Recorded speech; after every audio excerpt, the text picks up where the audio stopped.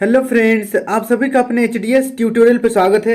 आज हम लोग जैक बोर्ड क्लास 9 ओके कक्षा 9 का देखिए मासिक जांच परीक्षा सेट 1 तो इसका यहाँ पर 1 हम वर्ड लोग हो solve जाएगा करने वाले हैं। आप देख ओब्लिवियन। तो सकते इसे हैं नोट कर लीजिए। विषय है अर्थशास्त्र इकोनॉमिक, और इकोनॉमिक के साथ इसी पीडीएफ में आपको इंग्लिश का भी एग्जाम देना है। तो इंग्लिश का मैंने ऑलरेडी अभी ही जस्ट 2 घंटा पहले अपलोड कर दिया है। आप प्लेलिस्ट पे जाइएगा, वहाँ पर आपको मिल जाएगा। देखिए माह का बात करें तो अक्टूबर माह है, समय 2 घंटा और पूर्णांक है 40 का। वीडियो काफ़ी इंपॉर्टेंट है, वीडियो को पूरा देखिए। और अगर कहीं पर दिक्कत होगा तो आप मुझे कमेंट कर दीजिएगा, मैं डाउट सेशन में क्लियर कर दूंगा। वीडियो शुरू करने से पहले आपसे रिक्वेस्ट है कि आप अभी तुरंत इस वीडियो को अपने सभी दोस्तों को शेयर कर दें ताकि उनको भी इस वीडियो का लाभ हो सके। तो चलिए हम लोग बढ़ते हैं अब क्वेश्चन की ओर। देखिए यहाँ पर कुछ एमसीक्यू क्वेश्चन है और कुछ लॉन्ग शॉर्ट क्वेश्चन है। तो सबसे पहला क्वेश्चन देखिए, निम्नलिखित में से कौन एक गैर कृषि क्रिया है? तो कौन गैर कृषि क्रिया है? पहला ऑप्शन देखिए, खेती की जुताई करना, दूसरा सिंचाई करना, तीसरा फसल की देखभाल करना, चौथा खाद एवं बीज की बिक्री करना। तो इसका सही आंसर है ऑप्शन नंबर डी, खाद एवं बीज की बिक्री करना गैर कृषि कार्य है। इसे आप नोट कर लीजिए। अब बढ़ते हैं नेक्स्ट सेकंड क्वेश्चन की ओर। सेकंड क्वेश्चन देखिए, बहुविध फसल प्रणाली किसे कहते हैं? तो बहुविध फसल प्रणाली किसे कहते हैं? पहला ऑप्शन देखिए, एक वर्ष में किसी भी भूमि पर एक फसल पैदा करना। दूसरा ऑप्शन है, एक वर्ष में किसी भी भूमि पर कोई भी फसल पैदा नहीं करना। तीसरा ऑप्शन है, एक वर्ष में किसी भी भूमि पर एक से ज्यादा फसल पैदा करना। चौथा ऑप्शन है, इनमें कोई नहीं। तो इसका सही आंसर है ऑप्शन नंबर सी, एक वर्ष में किसी भी भूमि पर एक से ज्यादा फसल पैदा करना को हम लोग बहुविध फसल प्रणाली कहते हैं। इसे नोट कर लीजिए। अब बढ़ते हैं नेक्स्ट 3 नंबर की ओर। 3 नंबर का क्वेश्चन देखिए, अपनी जीविका के लिए कान्हा ने एक डेयरी की दुकान खोली। कान्हा की यह क्रिया किस प्रकार की क्रिया है? पहला ऑप्शन देखिए, कृषि क्रिया, दूसरा गैर कृषि क्रिया, तीसरा अनार्थिक क्रिया और चौथा उपयुक्त सभी। तो इसका सही आंसर हो जाएगा ऑप्शन नंबर बी, गैर कृषि क्रिया। इसे आप नोट कर लीजिए। अब बढ़ते हैं नेक्स्ट हम लोग 4 नंबर की ओर। 4 नंबर का क्वेश्चन देखिए, निम्न में से कौन कार्यशील पूंजी का उदाहरण है? पहला ऑप्शन है औजार, दूसरा ऑप्शन है भवन, तीसरा ऑप्शन है नगद पैसा तथा कच्चा माल, चौथा ऑप्शन है मशीन। तो देखिए इसका सही आंसर हो जाएगा ऑप्शन नंबर सी, नगद पैसा तथा कच्चा माल कार्यशील पूंजी है, और औजार भवन और ये जो मशीन है ये सब अस्थाई पूंजी है। इसे आप नोट कर लीजिए, ऑप्शन नंबर सी सही आंसर है। अब बढ़ते हैं नेक्स्ट हम लोग 5 नंबर की ओर। हरित क्रांति का संबंध है।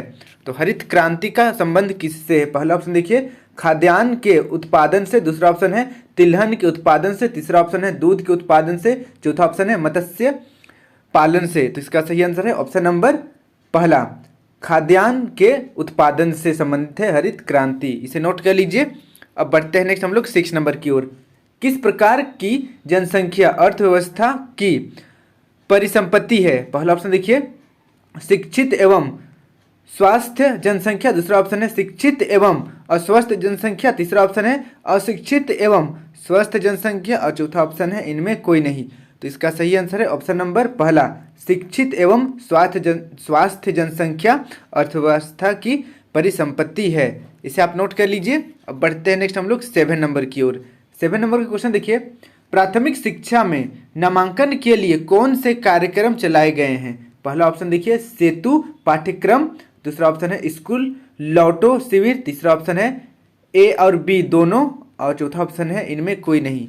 तो इसका सही आंसर हो जाएगा ऑप्शन नंबर सी, ए और बी दोनों। प्राथमिक शिक्षा में नामांकन कार्यक्रम चलाने के लिए देखिए सेतु पाठ्यक्रम भी चलाया गया था, उसके बाद स्कूल लौटो शिविर भी चलाया गया था। इसे आप नोट कर लीजिए। अब बढ़ते हैं नेक्स्ट हम लोग 8 नंबर की ओर।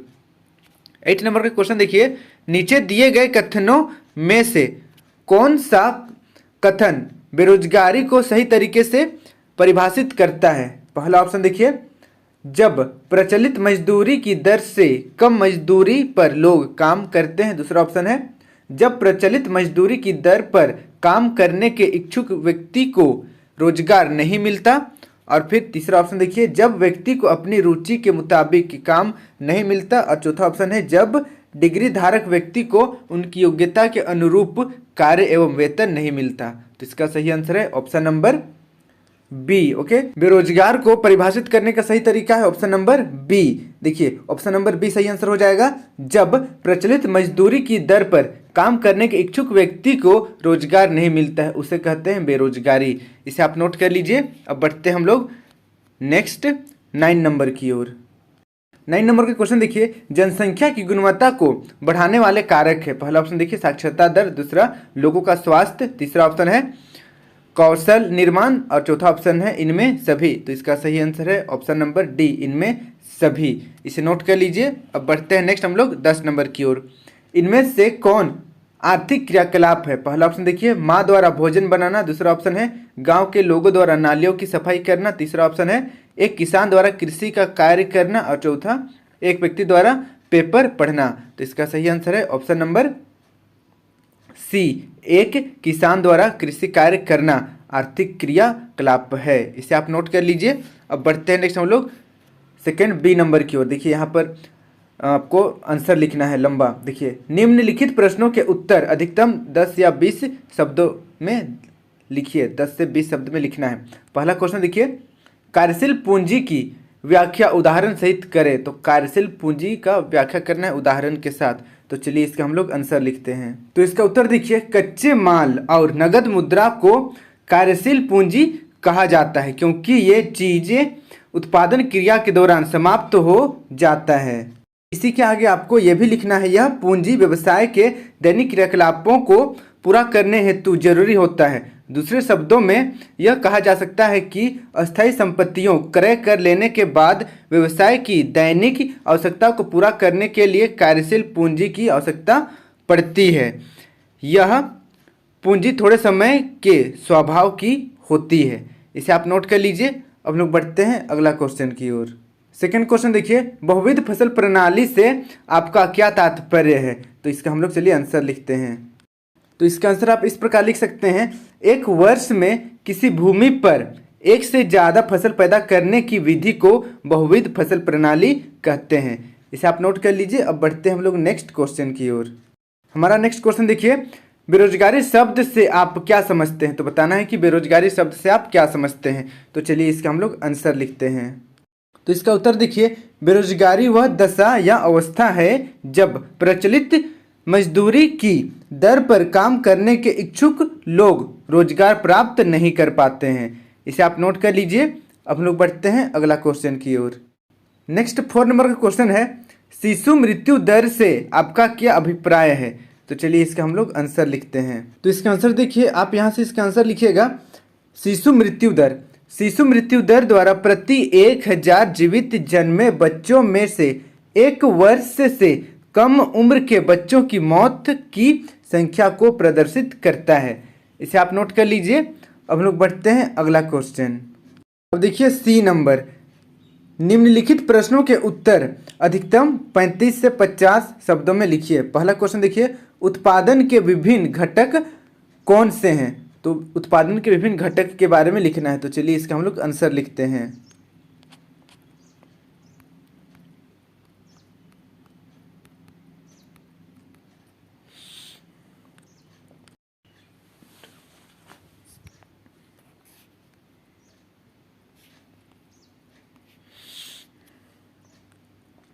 इसके बाद आपको यहाँ से लिखना है, इसके द्वारा किए गए पारिश्रमिक को क्रमशः किराया, मजदूरी, ब्याज और लाभ कहा जाता है।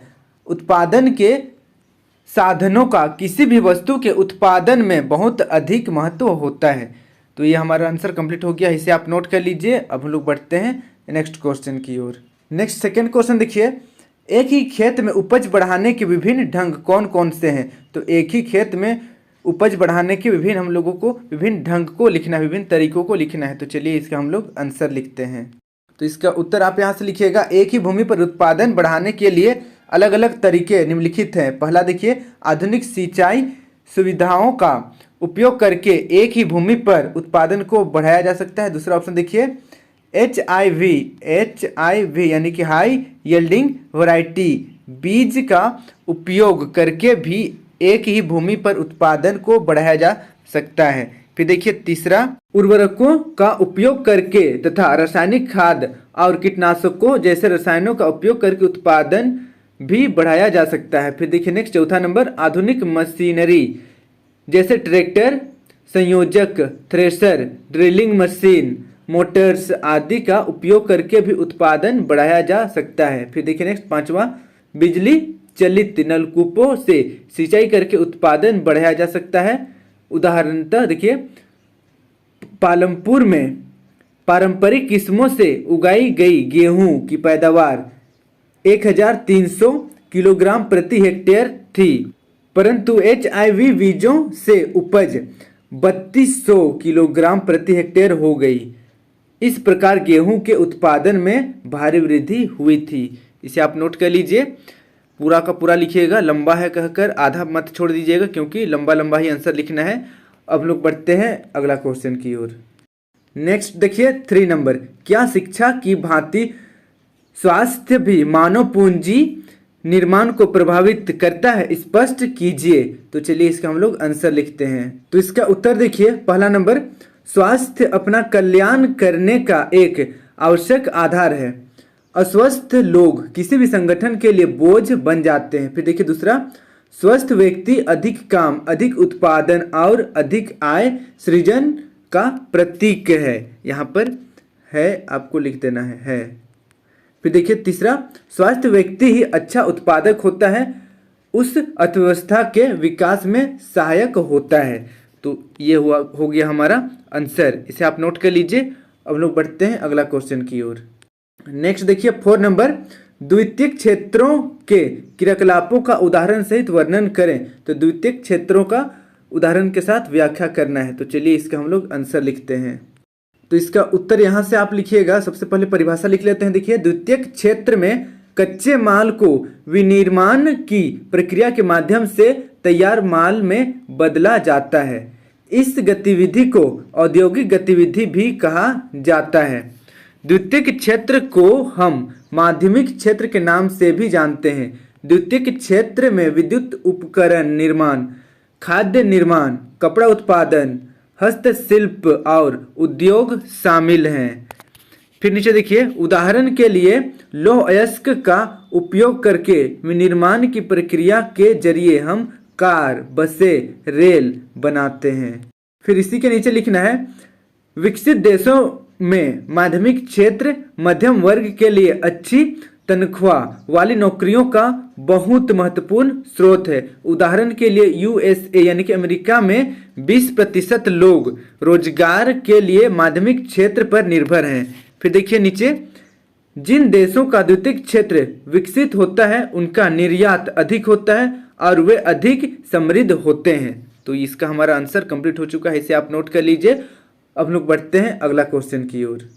नेक्स्ट देखिए D नंबर, निम्नलिखित में से किन्हीं 2 प्रश्नों के उत्तर अधिकतम 80 से 100 शब्दों में लिखिए। तो यहाँ पर देखिए 3 क्वेश्चन है, इनमें से किसी भी 2 क्वेश्चन का ही आंसर देना है। तो चलिए इसके हम लोग आंसर लिखते हैं। देखिए पहले क्वेश्चन देख लेते हैं। पालमपुर गांव में बिजली के विस्तार से किसानों को क्या लाभ हो रहा है। तो चलिए इसका हम लोग आंसर लिखते हैं। तो इसका उत्तर आप यहाँ से लिखिए, बिजली से खेतों में स्थित सभी नलकूपों एवं विभिन्न प्रकार के छोटे उद्योगों को विद्युत ऊर्जा मिलती है। पालमपुर के किसानों की बिजली के प्रसार ने विभिन्न तरीकों से सहायता की है। देखिए, इसने पालमपुर के किसानों को अपने खेतों की सिंचाई बेहतर तरीके से करने में सहायता की है। इससे पहले वे रहट के द्वारा सिंचाई करते आए थे, जो अधिक प्रभावशाली तरीका नहीं था, किंतु अब बिजली की सहायता से वे अधिक बड़े क्षेत्र को कम समय में अधिक प्रभावशाली तरीके से सींच सकते थे। फिर देखिए ख नंबर, बिजली से सिंचाई प्रणाली में सुधार के कारण किसान पूरे वर्ष के दौरान विभिन्न फसलें उगा सकते थे। फिर देखिए ग नंबर, उन्हें मानसून की बरसात पर निर्भर रहने की आवश्यकता नहीं है, जो कि अनिश्चित एवं भ्रमणशील है। यहाँ पर है लिखना पड़ेगा आपको। फिर देखिए घ नंबर, बिजली के प्रयोग के कारण पालमपुर के किसानों को बहुत से हाथ के कामों एवं चिंताओं से मुक्ति मिल गई है। तो इसे आप नोट कर लीजिए। अब लोग बढ़ते हैं अगला क्वेश्चन की ओर। अगला क्वेश्चन देखिए 2nd नंबर, परीक्षण और मौसमी बेरोजगारी में क्या अंतर है।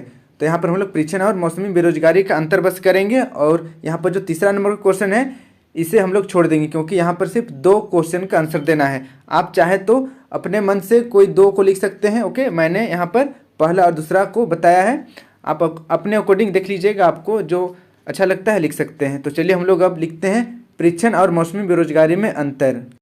तो यहाँ से आप इसका आंसर लिखिए। देखिए, पहले मौसमी बेरोजगारी, ओके, आप परीक्षण बेरोजगारी को ही पहले लिख सकते हैं, तो हम लोग पहले परीक्षण बेरोजगारी को ही लिखते हैं। आप यहाँ से आंसर लिखिए। देखिए, परीक्षण बेरोजगारी, कई बार एक नौकरी या कार्य में एक से ज़्यादा व्यक्ति कार्यरत हो, जबकि उस कार्य विशेष के लिए लोगों की इतनी आवश्यकता ना हो, ऐसी स्थिति को परीक्षण बेरोजगारी कहा जाता है। उदाहरण के लिए, यदि कहीं खेती को करने के लिए 5 लोगों की आवश्यकता होती है, लेकिन 8 लोग लगे रहते हैं, इसमें 3 लोग अतिरिक्त हैं। यदि 3 लोगों को हटा दिया जाए तो खेती के उत्पादन में कमी नहीं आएगी। खेत में 5 लोगों के काम की आवश्यकता है और 3 अतिरिक्त लोग परीक्षण रूप से बेरोजगार होते हैं। तो ये हमारा हो गया परीक्षण बेरोजगारी, इसे आप पहले लिखिएगा, उसके बाद हम लोग नीचे लिखेंगे मौसमी बेरोजगारी को। देखिए, मौसमी बेरोजगारी तब होती है जब लोग वर्ष के कुछ महीनों में रोजगार प्राप्त नहीं कर पाते हैं। कृषि पर आधारित लोग आमतौर पर इस तरह की समस्याओं से जूझते हैं। वर्ष के कुछ मौसम होते हैं जब बुआई, कटाई, निराई और गहाई होती है। कुछ विशेष महीनों में कृषि पर आश्रित लोगों को अधिक काम नहीं मिल पाता है। तो इस तरीके से ये हमारा अंतर हो गया। आप पहले परीक्षण बेरोजगारी को लिखिएगा, क्योंकि क्वेश्चन में पहले परीक्षण बेरोजगारी लिखा हुआ है, फिर बाद में मौसमी बेरोजगारी है। तो इस तरीके से हमारा जो जैक बोर्ड क्लास 9 का जो अक्टूबर माह का मंथली टेस्ट था, उसका यहाँ पर हम लोग सोल्यूशन किए हैं। आई होप आपको वीडियो पसंद आया होगा। अगर कहीं पर दिक्कत हुआ है तो मुझे कमेंट करिए, मैं डाउट सेशन में क्लियर कर दूंगा। और फिर से मैं रिपीट कर रहा हूँ, वीडियो को अपने सभी दोस्तों के साथ जरूर से जरूर शेयर करें, ताकि उनको भी इस वीडियो का लाभ हो सके। इसी प्रकार के मेरे सभी वीडियो देखने के लिए इस सब्सक्राइब बटन को प्रेस करके सब्सक्राइब करें, और साथ ही यहाँ पर बेल आइकन को ऑल में क्लिक करें। इसके बाद HDS ट्यूटोरियल को टच करें, आपके सामने कुछ इस तरीके का पेज ओपन हो जाएगा। अब आपको प्लेलिस्ट पर टच करना है, आपके सामने कुछ इस तरीके का मेरा सारा प्लेलिस्ट ओपन हो जाएगा, क्लास 6, 7, 8, 9 सब्जेक्ट वाइज और चैप्टर वाइज। तो यहाँ से आप सारा वीडियो मेरा देख सकते हैं। धन्यवाद।